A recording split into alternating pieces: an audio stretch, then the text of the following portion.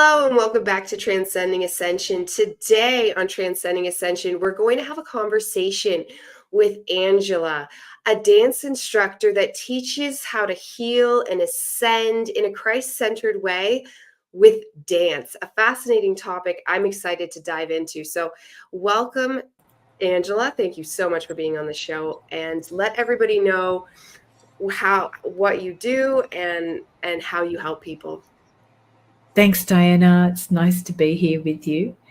And so I teach. I'm glad you mentioned Christ dancing from the Christ-centered way. I actually teach about connecting to the heart, which for me wasn't always just about Christ. I started connecting to the heart through Sufi dance, and just recently, I'm starting to read a few other people who look at the Aramaic teachings of Jesus, which were very much connected to some of the first Sufi masters as well. So I teach dance always about connecting through the heart. I teach Sufi movement. I also teach body, mind centering and connecting to the heart through that. And I teach belly dance and world dance, samba, Afro samba, and a few other cultural dances, and how they all basically are a way of connecting us all over the world to this body and to this center channel of the body, which the heart is the center of those 7 chakras. And what I do in the classes is really just help people, like you're saying, Diana, before we came on, like, where is your entry point? Because all of us are different. We all come from different backgrounds, different countries. We all have different life experience, different parents. So everybody's going to have a different path to ascension or to enlightenment. And it's in the heart. It's actually, for me, what I've discovered in the heart is there's no limit to the self. And when we really go into the heart, it's multidimensional, perhaps multi-universe. You can travel through the heart. You can go to other realities. You can experience another person. You become other people through the heart. So there's many, many layers to the teachings of the heart, which I want to chat with you today, Diana, because I think you've got a really multidimensional way of combining the metaphysical. And that's a little bit about me. I can talk more about the dance later, but the heart's my big obsession. And I wanted to talk to you more about how Jesus taught about the heart too. Yes, that is fascinating. Yeah, it's funny you called that. I was, as soon as you said that, I was so excited that especially like learning to be other people, because as someone who originally identified as like the empath type, that's exactly what like the empath finds themselves accidentally doing, is getting and becoming other people. Before you learn to control it, learn what it is. It's actually just an increased ability. So are you saying that's coming from the heart, and I have an awakened heart center, like in human design, I have a defined heart center. So that's interesting. I wonder if like all empath people have that awakened, defined heart center. And then you're saying that it is the point. And I already teach people that there is a living portal of God in there. So that is that specific space. So definitely dive right in there into how that works for us. And I'm fascinated. Because I come from dance, a lot of what I experience is experiential. And I can say from childhood that I had mystical experiences, like what you're saying about the empaths. I had little beings that I spoke to. Some of them weren't always clear about who they were, and I didn't know who they were. So the first time for me where I got that connection to the heart, which was a direct portal to the divine, was in Sufi dance. I got the conscious awareness that the divine is in my heart center and loves me in such an enormous way that there is no human love that can describe it. I mean, people who have those near-death experiences, they say that there's so much love when they go to the other realm, they don't want to come back. Why?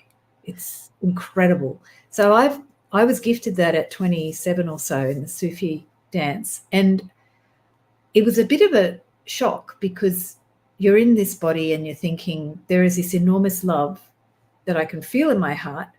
And my first thought was it wasn't me, which is not correct. All of us have within our heart access to that universal self, that spiritual self. And Diane, I was watching another video of yours about the Gospel of Thomas, the Gnostic gospel. And there's the egoic self. There's that part. There's the body. There's actually within our heart center, that's a spiritual heart, it's a chakra. There is access to the universal self. That is the light that comes into this body when we're born.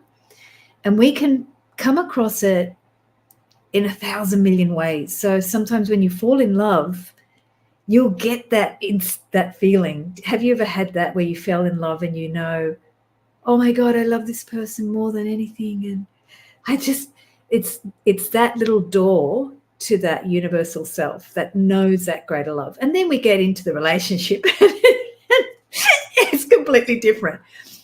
So we all have it. It's just the portal that we have is just all of our lifespan. So if you watch near-death experiences, they do that life review and then they go, oh, that's why I had that relationship. Oh, I wish I didn't do that.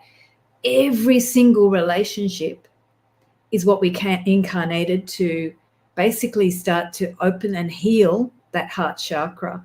So even the abuse, the trauma, the deaths, the abandonment, we chose all of that to get that heart to open to a different form of love.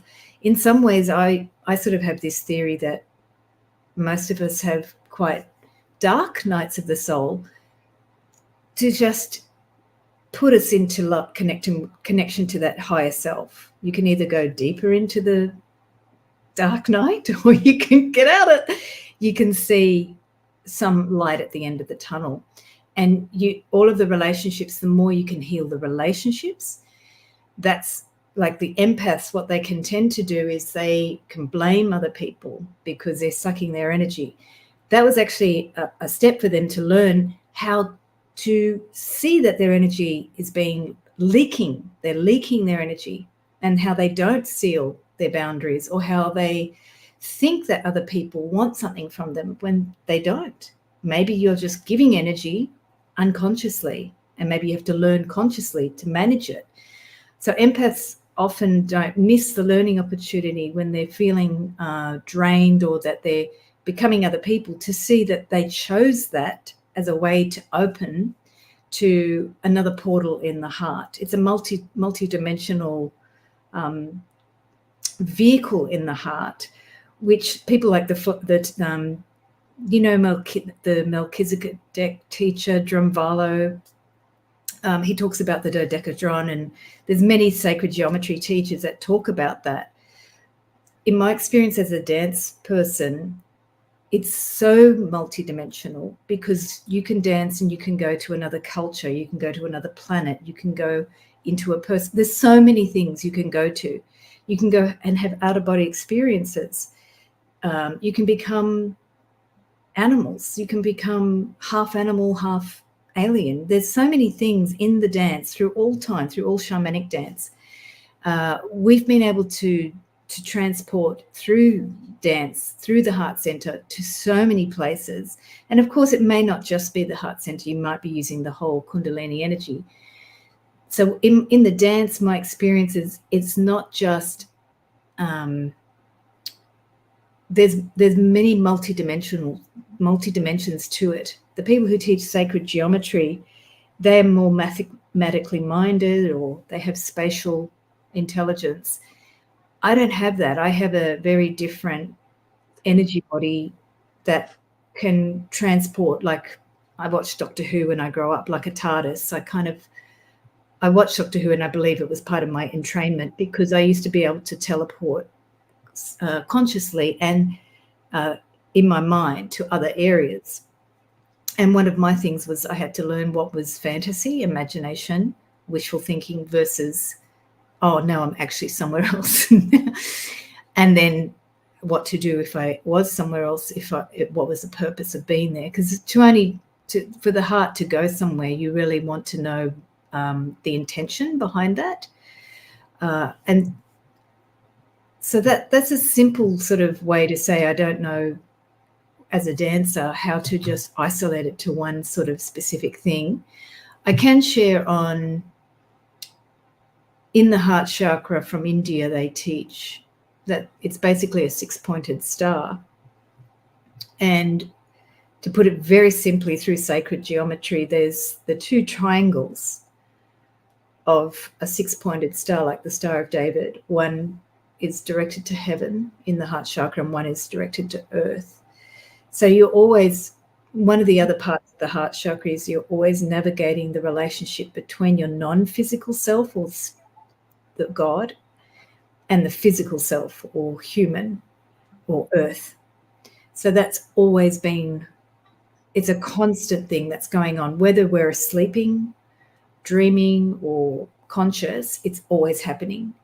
And often, I'm fascinated to know, Diana, if you have this, but I think now with the ascension process, a lot of us have been doing it in our sleep or in our altered states, but not with drugs and stuff, but we're not doing it consciously. So there's a whole part of the heart energy as well that we're very, I feel it in the dance. It's non-verbal, and I feel it's also, it's happening without us necessarily having to do anything. From your other video, the Gnostic Gospel of Thomas video, you were saying something about like we're more evolved, advanced than the people who wrote those Gospels. But it's also that our planet now, our collective, our human species, and the earth vibrates differently. And we have got ascension happening for us. We don't have to do it, like, because the consciousness of the planet and the species was so different, they had to work a lot harder. And now we're just sort of been giving these downloads, which is the other thing that the heart chakra has been showing me in the last, I think since 2012, the speeding up of the process is also that the divine is meeting us more. I know when I had my first heart awakening, it was 1997, I think. And I went, what's that? I don't know what that is. That's God or something divine, something bigger than me. I don't have that thought anymore. I know there is something bigger than me, and I feel it inside of me. And that's what I feel from 2012. Like it's just sped up so much that the heavenly realms, the non-physical realms, are coming much, much more intensely to us, that we're going to get ascended whether we want it or not, really. It's happening, and that's the gift of, we've been blessed to be born in these times, because others had to work hard. They had to do sadhana or go off into the mountains and get lost and find themselves. And some of my friends did a lot of other things and didn't make it necessarily. But now we've been lucky to be alive to make it. So that's what I was wondering about, how you were finding the ascension process with the heart now as well, like how. Yeah. Oh, yeah. You said so many things there that were like filling in what I've been trying to get through to people, because I can see it, and you can see it and know how it works.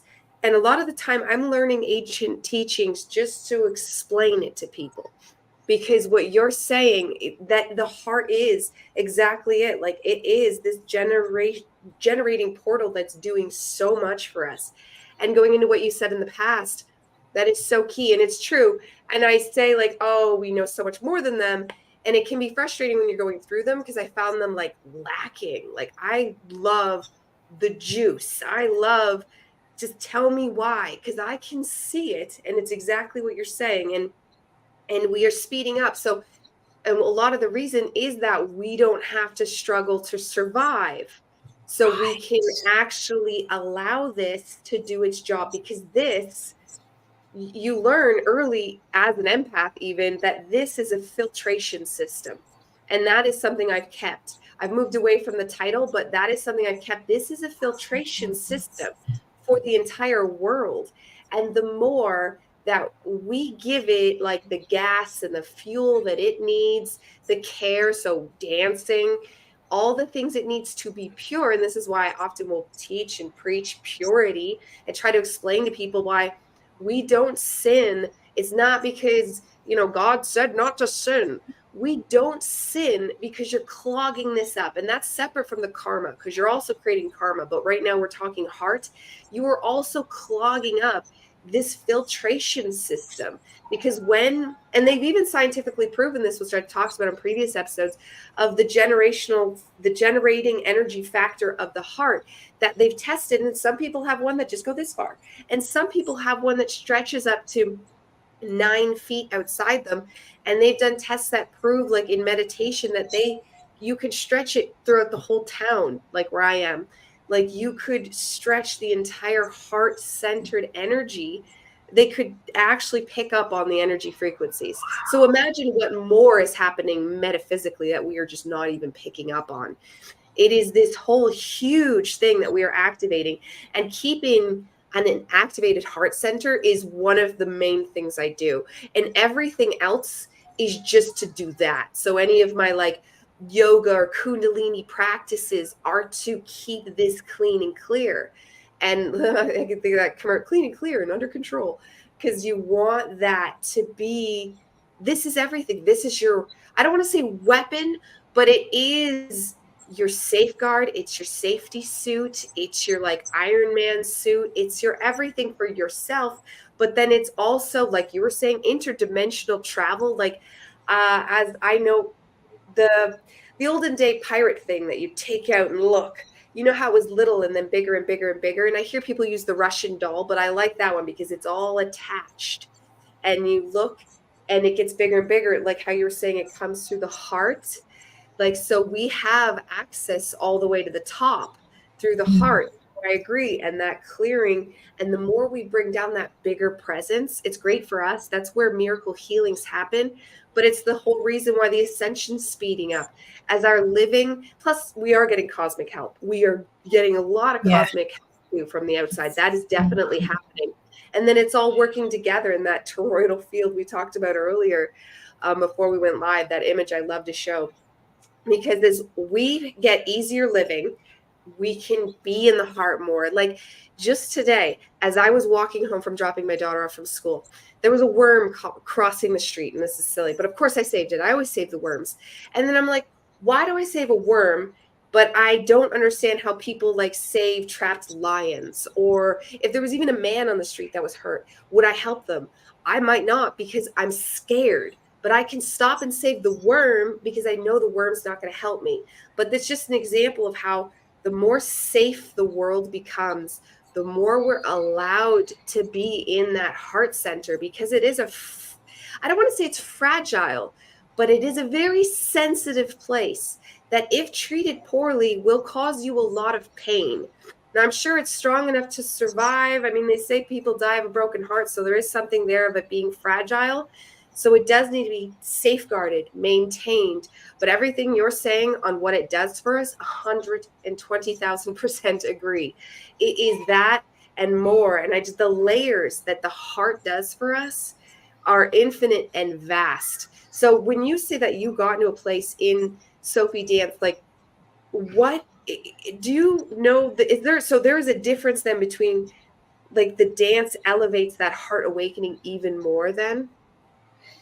So the Sufis came with the beginning of Islam, and my teacher Adnan, he used to say Adam in the Bible was the first Sufi as well. So they're known to be connected to the beginning of Islam, but there is an ancient sort of tradition connected back to the Essenes that were around Jesus and to other ancient practices all around the Middle East to the Far East, where they always connected to the breath. So if you work with yoga, you're using the breath. If you work with Qigong, you're using the breath. And there's a beautiful writer, if people want to know about the Aramaic language of Jesus, I just came across his book.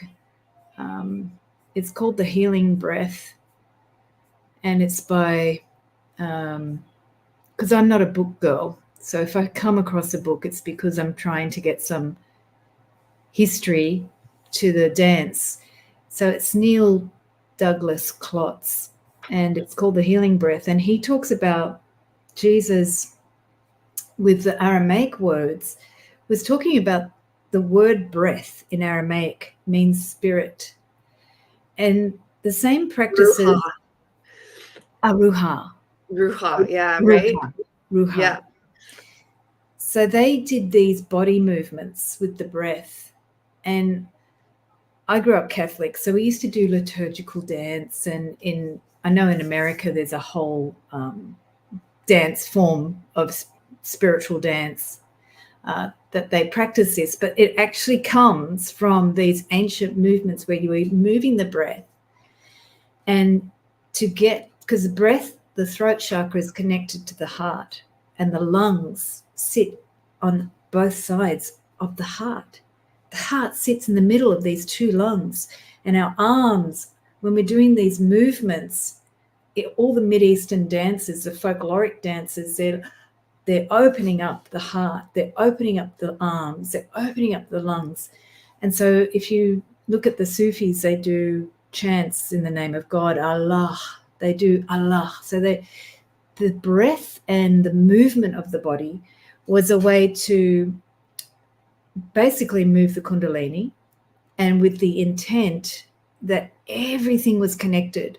So if we look at modern day Bibles, a lot of the translation has lost that original yummy, that life force that is for me in every dance. It's in Qigong, it's in Tai Chi, it's in yoga. You're breathing and you're just moving with the rhythm of the breath, and the body's synchronized. So all of these cultures, the Qigong, the Asian cultures, the Mideastern cultures, even some of what we have in liturgical dance today, they use movement and breath synchronized. And that is to move the Kundalini and to align your chakras. So and purity as well. So in India, they do dhyana, which is, they use mantras, maybe a mudra, maybe not. They do pranakriya. They do some mudras, simple ones, or sometimes more complex, but you're using sound, and you're repeating the sound to purify the chakras. And the Sufis, they do a lot of whirling. That's more advanced. You might do some more sort of repetitive movements or swaying movements and undulating movements. So undulation is a huge part of all folkloric dance. They undulate up the body. They're rippling the energy up and down, up and down, up and down. And then if you go back to just children, a lot of our basic movements as a child were bouncing.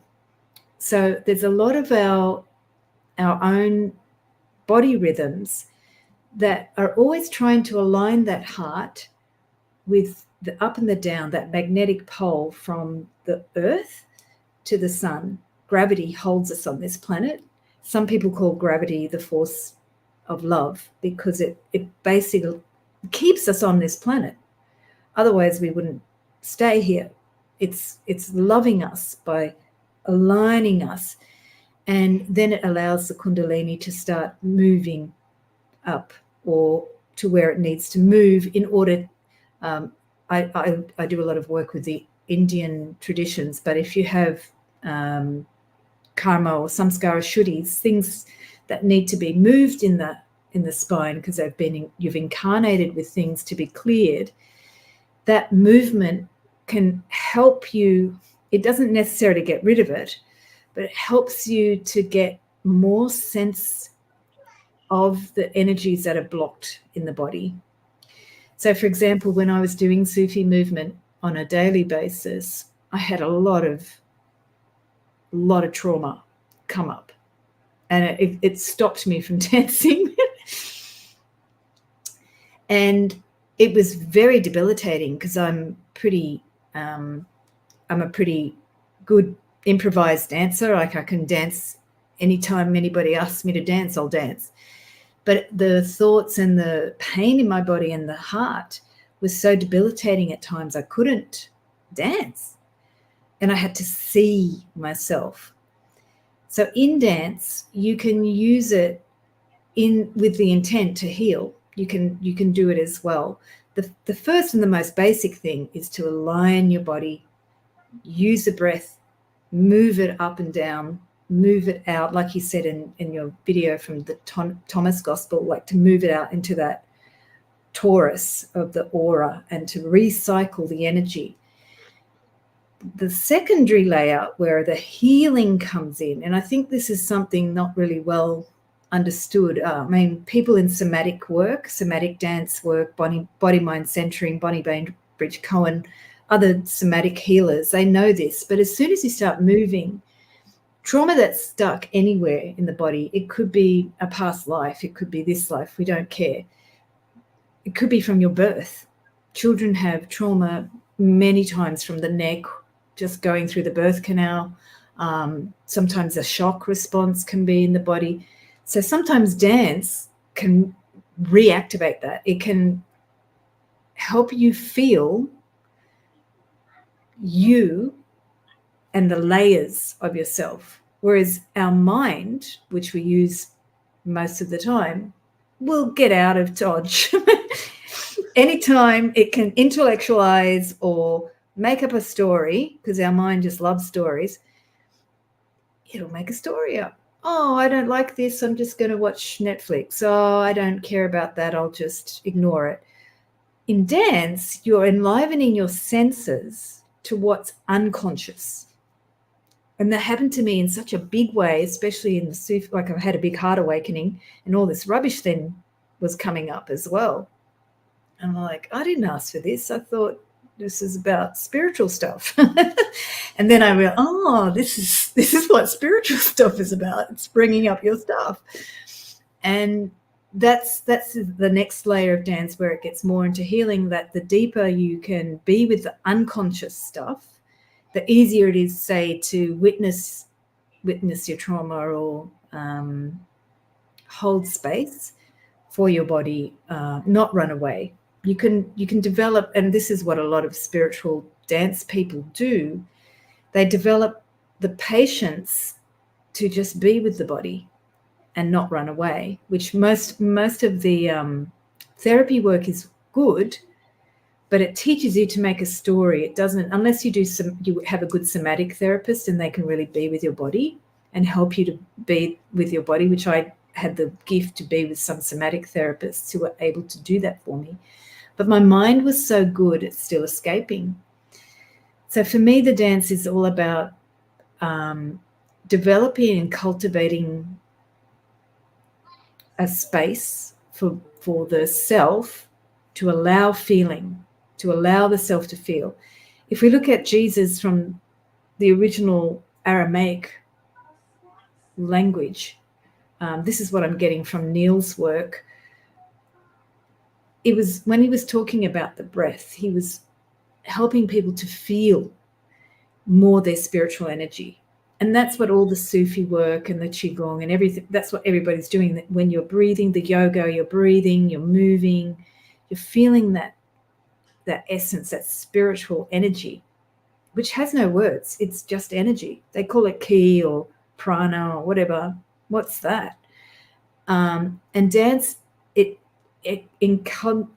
cultivates that part of you, that welcomes that part of you to naturally be your real self, not the personality self that thinks it should be whatever your role is supposed to be in the world. And the more I've done the dance as well, Diana, like, I don't care now about being something in the world. It's all about the spirit in the body. I've reduced everything in my life to God and me. And that's it. Mm-hmm. I don't need the job, the label, the whatever, blah, blah, blah, which is surprising for me, because I spent a lot of time, like about 30 years, trying to be something. And then I went, I don't know. No, I think I'll just be my heart and, explore that. And I started that way from childhood. I was an exploring type of child, and I ended up back where I started. Took a That's while. the good thing, that you want to do that. And I myself am doing the same thing, although I was a magically obsessed Harry Potter girl. So, but now I'm like living the actual Harry Potter life. So, yeah, I feel you right there, because your child instincts, that and being a journalist, which kind of doing that too. Yes, you are. Oh my So God. that's how it works when you live from the heart. Like, your actual truth is the thing. So you can have all the mansions you want, but if you aren't living from the heart, and then even like you said, living for the self. But the funny thing is when you live for the self and the heart, you naturally will take care of other people easily, because that heart sees that connection. It's no longer just an idea, it's a reality, and it just takes a life of its own. So that's well put there. That I love that. Yeah, and the other thing, because it's interesting you're Harry Potter, because I was Doctor Who, and I was really Doctor Who, like a bit of like, obsessed. That was me and Harry Potter, yeah. Obsessed. Yeah, my cousin is a Harry Potter generation. I loved Harry. I would read every book. I couldn't put it down. So 18 hours just reading every book.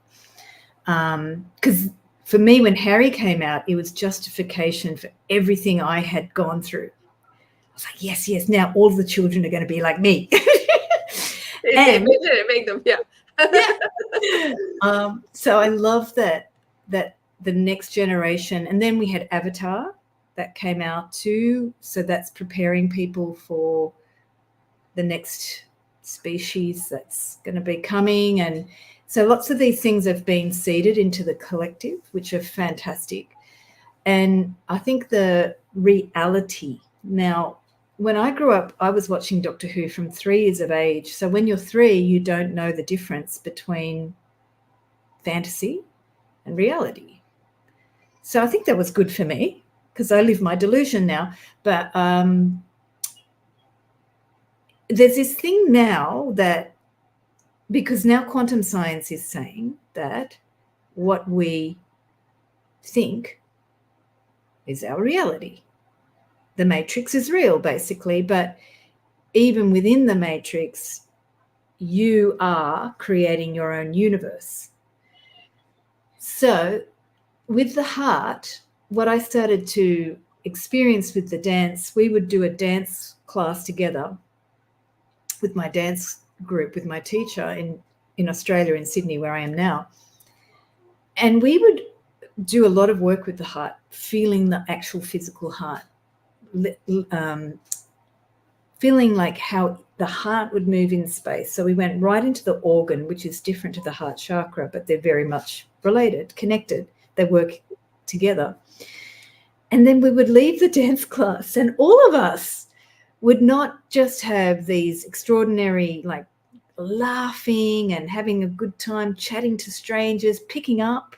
A lot of us got lucky after the dance class. I used to try and advertise the class, like, oh, you should do this class. It's really good. After you leave, you can pick up. But it wasn't about having sex. It was about you would just meet strangers and these conversations happened, and the person would suddenly like look at you in that way, like, oh, hello, because we were creating a field. Like you said earlier, it started to expand and they can measure it, but we were measuring it in our mood, in our joy, in our ability to meet people and have great conversations. And later on, I became a relationship coach, and I tried to share these strategies with other people, but it wasn't as easy as doing the dance and feeling deeply into our bodies and having fun and expanding that into a field. So we actually use in dance a sense of a sphere of space, kind of like the torus. And we would dance that. And we would dance in each other's space. And we became able to actually physically feel, like Harry Potter, that was like a cauldron, that, you know, the Ponciev, and you stick your face into the Ponciev. We were doing that with each other's auras. And that's when I started to, I've always been dancing with auras since I was 18 and stuff in nightclubs, and weird stuff would happen. I had a lot of Kundalini awakening and just sort of weird stuff that people would look, oh, what did you just do? And I didn't do anything. I was just dancing in their aura. So I knew I had this thing where I danced with people and things would move. But then I was with other people. We were dancing specifically with the heart, and we began to feel this actual field of energy, this space.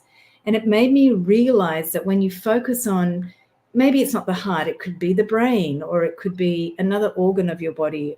The organs are power centers for humans that actually create realities. Some people think they're connected to our ancestral parts from other planets. Our organs actually are connected to the Pleiades or wherever we're seated from.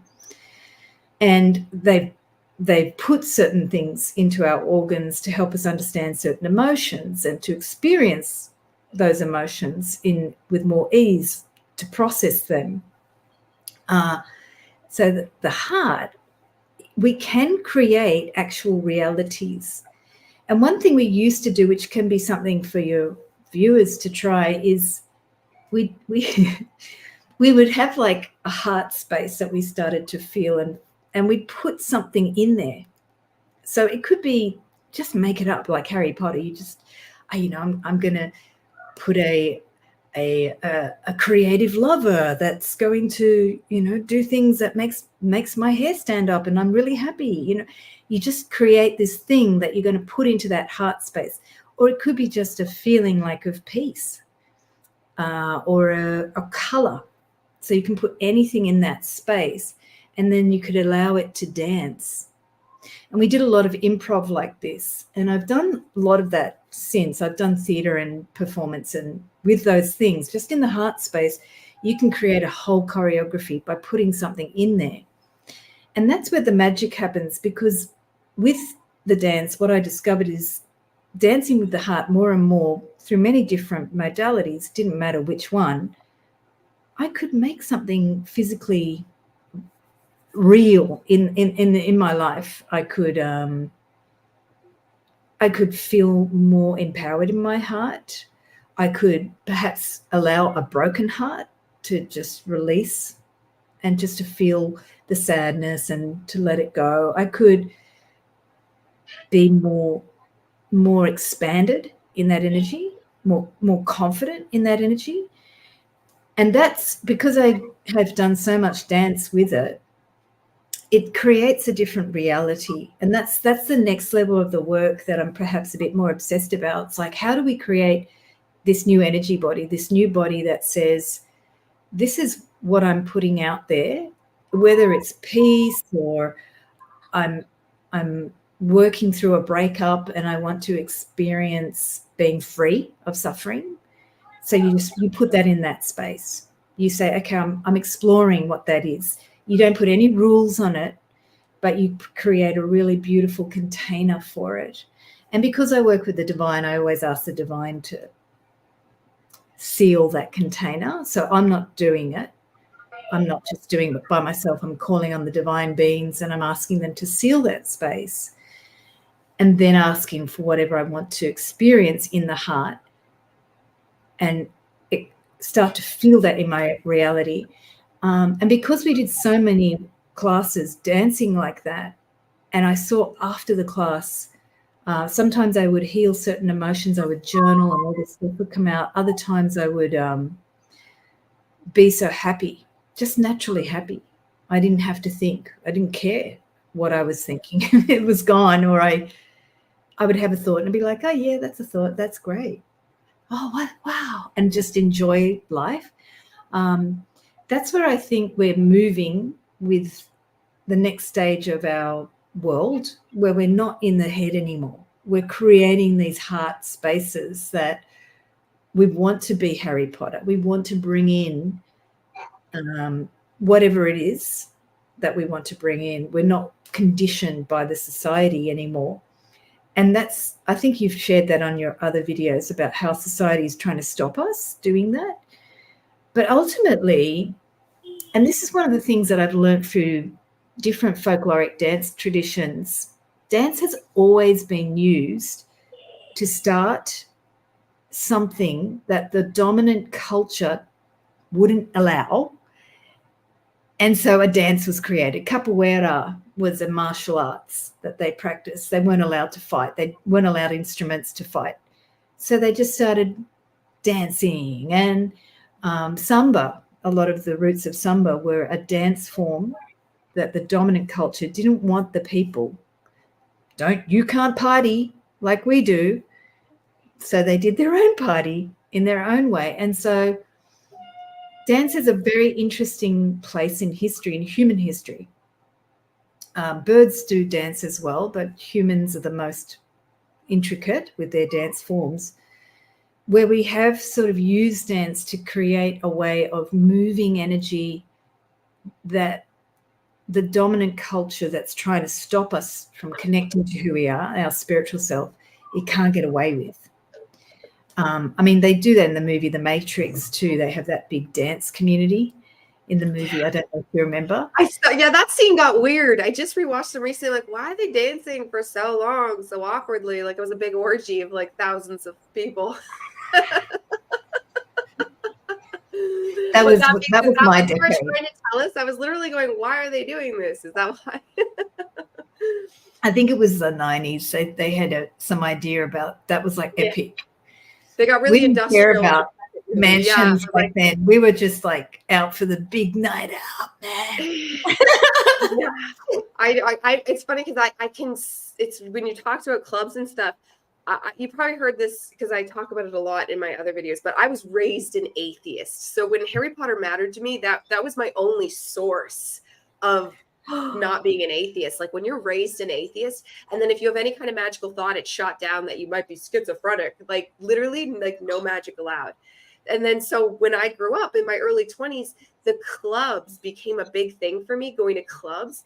And then it came with a whole drinking scene, but I would go and not even drink and just dance all night. And like I even found myself wishing it was still the 70s, but like it was still like there was something about it. And I would go my whole work week 9 to 5 and then wait. This is after school. So like when school was over and you got to the working world, like like I was done my journalism school, and it was the only thing I lived for. It was the only thing that made me happy. Like mostly, I mean, I'm sure there was other things, but it was in like it would set me off for the rest of the week to have a good week. Like there was something about it. It was tangible. So I like what you said there, like that was real. I've started to suspect looking back that there like the energy build up, but then yeah, that dance, it is so powerful. So it's fantastic to hear that you can do that. And what you were talking about, I've heard what you said earlier about Adam being the first of in Kabbalah, they say Adam is the first Kabbalist too. So it's funny but it makes sense because the busy man, right? Yeah, busy guy. He did a lot, but they also say, because it all starts, they also say Kabbalists. They make a joke like in the occult world they all turn to orgies, and it's funny like to see, because I wonder if it's to do with that dance thing that you're saying, that everybody would come and then end up like hooking up, because it just does create this camaraderie, this we are instant best friends, you know, like it does that. Yeah, I think a lot of cultures use dance to resolve conflict. And we did too. We used to have parties, and in a warehouse, I lived with artists, and artists are hard work. We're all like, oh, my life is also difficult. And we created problems for each other, not just with each other, but we were problematic for the other people. So the party would come and we'd all just be friends. And it was really weird to me because I was obsessed also with relationships. Why relationships were so hard for me. I was a people pleaser and I felt very insecure and I had social anxiety. And yet when we had these parties, all of that stuff just slipped away. So I was obsessed from around the same time I had my heart awakening. I was obsessed with why are relationships triggering me so much. And that's very normal too. If anyone's watching you and you can have a heart awakening any second, but it doesn't mean that the heart is healed. Like you talk about purity, and I love that word. They use purity in the Sufi traditions as well. And I think in the West we've got this idea of purity that's sort of a bit, I don't know, it's dry and it's false, and it's not telling you the real reason why you need to be pure. So I feel you there, absolutely. Yeah. Because I'd forgotten the Arabic word for it, but there's another feeling of purity, and it's something more about the light, like the source. I've got a picture on the wall there, that the light that we all come from and that we all go to. There's a love in it that's unconditional. That's another version sort of about purity. It's this unconditionalness that we can't quite touch it because we're in this world and we're here to experience the complexity of relationships and things that are not complete, that are not finished. So the heart awakening will often trigger trauma or hurts or unresolved emotions that need to, then the relationship manifests. So that happened to me. Oh my God. So after the heart awakened and I knew God was real, I didn't think I was God, but I knew God was real. Then every sort of relationship problem that you could have, I tried it.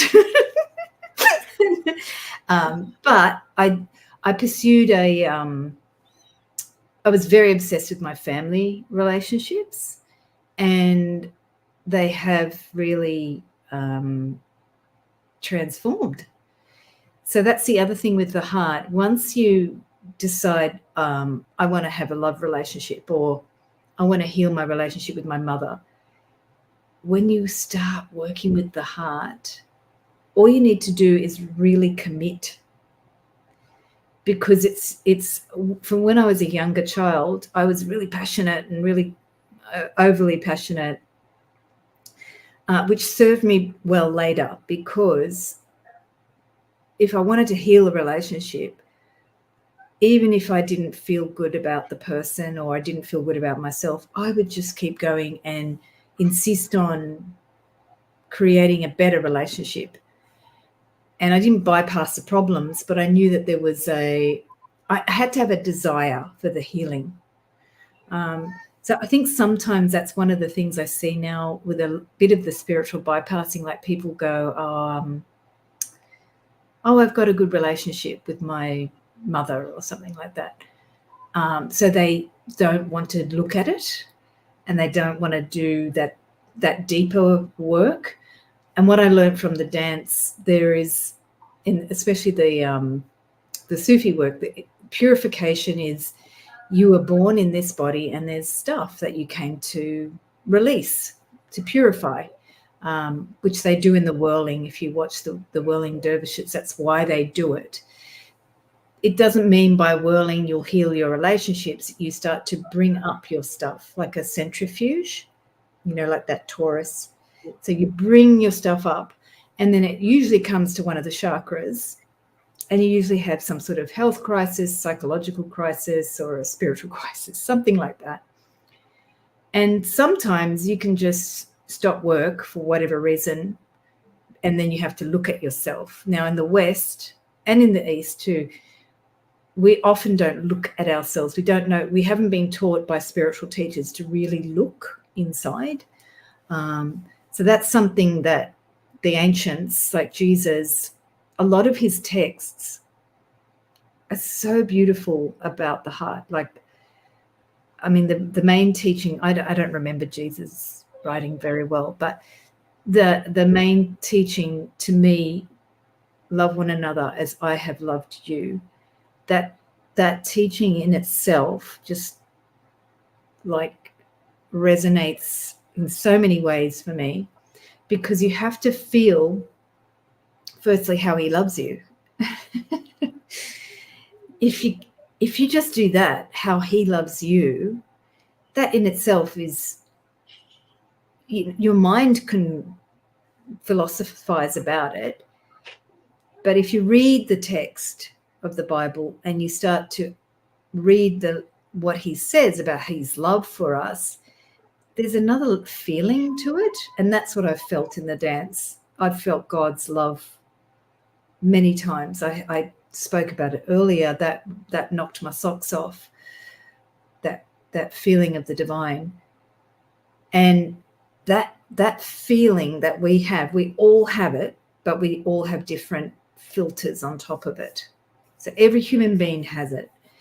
So the filters that you have on top of the heart, they have to be purified as well. They and the filters can be things like, oh, nobody loves me because I'm not this person. So some perception you have of yourself, or I can't be this person because nobody cares about what I think. Nobody wants to hear what I've got to say. So those filters, those are perceptions, and they're things that you have to be in. When the heart starts to awaken, they keep coming back and they keep coming back and they keep coming back. And that's the purification. Because I think I saw that in your other video too. It's like you still have your stuff, and it keeps coming back and it keeps coming back, and then it's just gone. Yeah. It's like that's the purification. That's what all of these techniques today, we're doing a lot of the purification techniques, but the ancients just did it as part of their culture. So every tribe had a day that they didn't eat. Every tribe had a new moon ritual and a full moon ritual.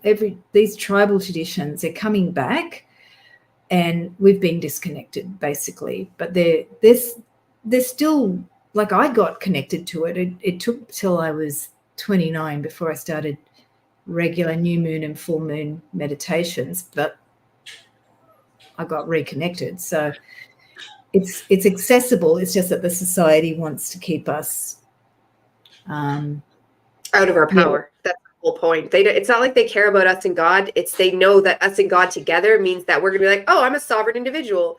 I'm not going to listen to you. That's really silly that you're telling me to do that, you know? But keep going though. Yeah, well, I think that's the next revolution. That's what I was saying before about the dance. Like the heart being, if it's just you and God, right? We are sovereign. We are also one, because it's you and your God, it's me and my God. So we become this oneness. We become a whole new consciousness. And that's the next step. That's what we're moving into now with the age of Aquarius and the new age. I wanted to talk about how our hearts could lead us into that without really, I think I was mentioning that before, how it's sped up. But also, I mean, I used to never be a real protester. When I was at university, we had every protester under the sun. We had the anarchists and the communists and the whatever-ists and the everything. And I was like, no, I don't think so. Because I felt like the inner work of that connecting to the self, that is the revolution that we've been waiting for. You know, the Beatles and all of those people went to India. They were onto something. When the Beatles went to India, they got all those downloads about what the new age of Aquarius was going to be coming. And so that music infused all of our desire to have more of the new age consciousness, and the merging of the East and the West was a lot because of the Beatles, because of what they did. And I think that's the revolution there, that connection to God. And even, you know, George had a really strong spiritual tradition. A lot of them did. They had strong spiritual traditions. So that's for me the next stage of the heart, like how we can all find our own personal divine in here. And it's happening anyway. You know it's happening. So people watching the video, you know it's happening. Everybody that watches your channel knows that it's happening. But I think we underestimate it. It's true. It's true. And I tell that to people all the time, because there's so many people that want to ignore it. And a part of me is like, well, you're going to go through it anyways, because it's happening regardless.